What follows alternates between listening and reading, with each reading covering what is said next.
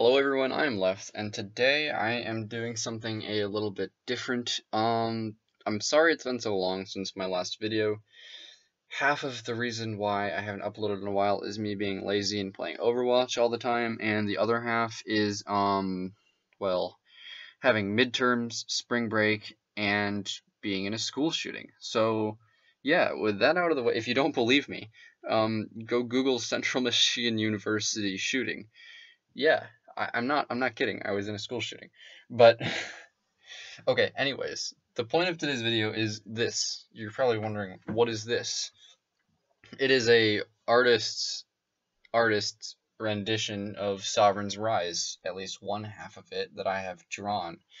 Because I wanted to do something new today for you guys. I wanted to illustrate, hold on, I need the smaller marker.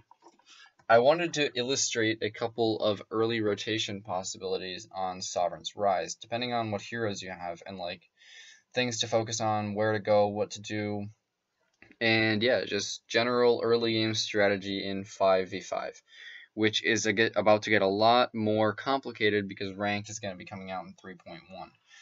Anyways, so you can see here we have the river with the arrows pointing down. That's the way that the buff goes on this side. Then you've got your crystal buff here, or weapon buff here, highlighted in blue and red respectively. Double camps here, healer here, gold tree here. You got the dragons, the mid lane, the turrets. I did my best to draw where the brush is, and the impenetrable structures. So yeah. Anyways, so in 5v5, there's, right now at least, there's a passive rotation. It's completely neutral. What it's designed to do is to get all of the damage heroes to level 2 as quickly as possible, not the support. The support is going to be under-leveled here, but that is for the good of the team. So I have drawn 5 heroes here. You can't see them, but it says Lorelei, Fox, Arden, Ringo, Kroll. So these heroes are going to be doing the neutral passive rotation to get all of the damage heroes to level 2. I'm going to show you how that works. So you want the Lorelei and the Vox. You have a top lane Crystal Lorelei, and you're going to want the Lorelei and then the CP mid lane Vox to go like this towards the Crystal Treant. They're going to share the experience from the Crystal Treant. Then they're going to move down to the double camps and share that experience. Then they're going to move up here to the heal camps. Lorelei is going to go from there to her top lane. Fox is going to go from there to the river buff down to his mid lane, and they're both going to be level 2. Now Arden, the support, is going to travel right into the mid lane, and he's going to move around in here, destroying scout cams if he can, and he's also just going to watch for massive invades from this side, if you know what I mean. Ringo and Kroll are going to head for the red buff on the bottom side of the jungle. And depending on which player you think is going to get a better chance for like a gank and a kill in the early game, that's who you want to give the red buff to. Usually that's Kroll, but if your Kroll sucks and starting all over is your Ringo, then you want to give the red buff to Ringo, because the Kroll is obviously not going to get a kill, and starting all over is going to kill everything. So they're going to go from the red buff here back to the gold treant, and then from the gold treant over to the healing camp. Now from there, Kroll is going to either go gank the mid lane, or he's going to help Ringo gank the bot lane. This is the bot lane down here. I didn't draw it because I was going to run out of room.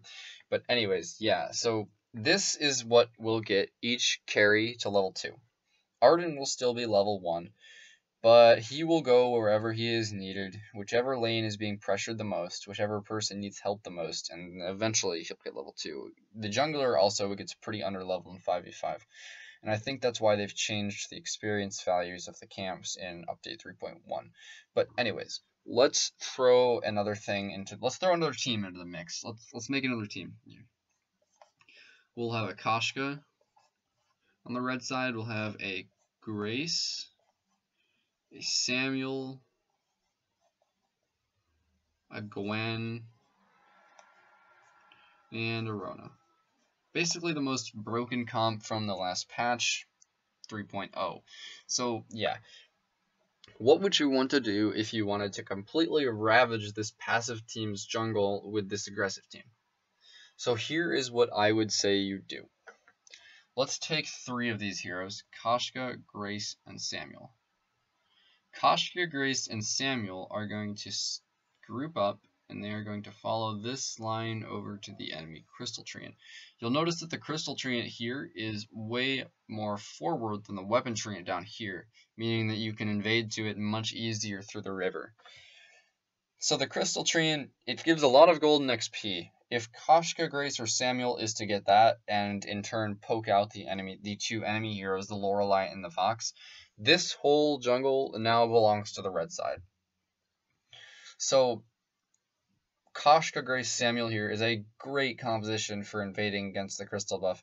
The Grace can do really easy damage with Benediction and Retribution. Koshka can do massive damage with Twirly Death at level 1. And Samuel can poke from range with Malice and Verdict. And if somehow he gets level 2, well then it's game over for Lorelei and Fox.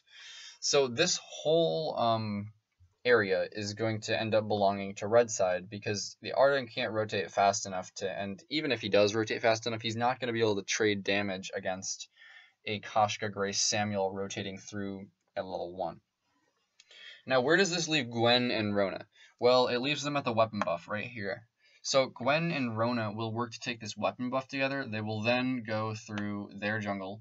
They'll both hit level 2, and then they will go to their respective lanes. Rona to the top lane, which is going to be down here because it's mirrored, and Gwen to her bot lane, which is going to be up here because it's mirrored.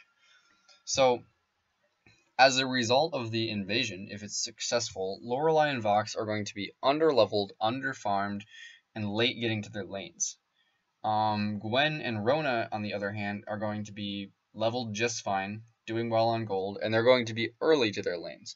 Especially if someone gets a kill over here in the fight for the crystal buff. If first blood is a death sentence for this comp over here. Because the Gwen and the Rona both have good early game trading, and they both are going to be early to their lanes because of the invade. Especially the Rona. Loringo may not be late to his lane because he was focusing down here on the weapon buff. Excuse me, I mean especially the Gwen, because the Gwen is going to be up here in the bot lane. But if the Ringo was just like, if the Ringo and Kroll can pull off a fine rotation, then there won't be a problem in this lane. But the mismatch will occur up here with the Gwen versus the Lorelei. She'll be able to start pushing in Lorelei's lane, get an early advantage. If she got the red buff instead of Rona, she can probably land a kill on Lorelei. I'm so bad at Lorelei, but that's, oh, whatever. So after all of this belongs to this team, they're going to have a level advantage, which means that they will be able to start exerting pressure on whichever lane they want. If Gwen can push out this lane, then that frees her and Grace to come down here and pressure out the enemy Vox. Vox at level 2 and 3, not going to be able to stand up to a 3-on-1. I mean, the possibilities are endless once you get ahead in 5v5. You can do teleport boots things, you can solo Ghost Wing. Everything in 5v5 stems from getting ahead in the first 5-10 minutes. You just can't pull off the big team, like, rotation, intricate plays in 5v5 unless you make it out of the early game. And that's what I'm hoping that you guys can do here.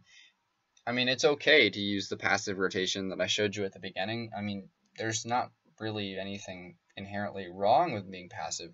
It's just vainglory is defined by who can be more aggressive successfully. And playing passive like that, I don't know. It's like you're hoping that the enemy team will make mistakes, and that is not a good way to play. You can't just wait for an enemy team to make mistakes, because eventually you'll find teams that don't make mistakes, and then you'll be dead. So what you gotta do is you gotta either not make any mistakes yourself or force the enemy team to make mistakes through a Koshka, Grace, Samuel invade at level 1 under the Crystal Treant. So if you have any more questions, oh wait, I forgot to say, if you probably can't read this because it's backwards and the camera sucks, but this says I don't do art. My girlfriend drew these pieces of art right here. But anyways, that's going to be it for most of this video, you guys. I want to shout out my Twitch channel here, twitch.tv/LeftSpectorsVG. I'm going to be on a schedule. I'm going to be streaming almost every weekday now. Monday, Tuesday, Wednesday, Thursday. And I'm a Twitch partner, which means that you can subscribe to me and give me money if for some reason you want to do that. I'm not poor or anything. I'm not going to hate you if you don't subscribe to my Twitch channel. Follows are perfectly fine, and it's also perfectly fine for that one guy, Jason, who just keeps giving me 1 bit at a time. I hope he knows that that's like 20% of a penny. But yeah, I'm going to be streaming a lot, going to be creating a lot more YouTube videos. Look for some more Nova related stuff in the future, because things are happening in the off season. We're going to be getting some exciting players that I hope you guys are really going to love. So yeah, thanks for watching, and I'll see you guys all later.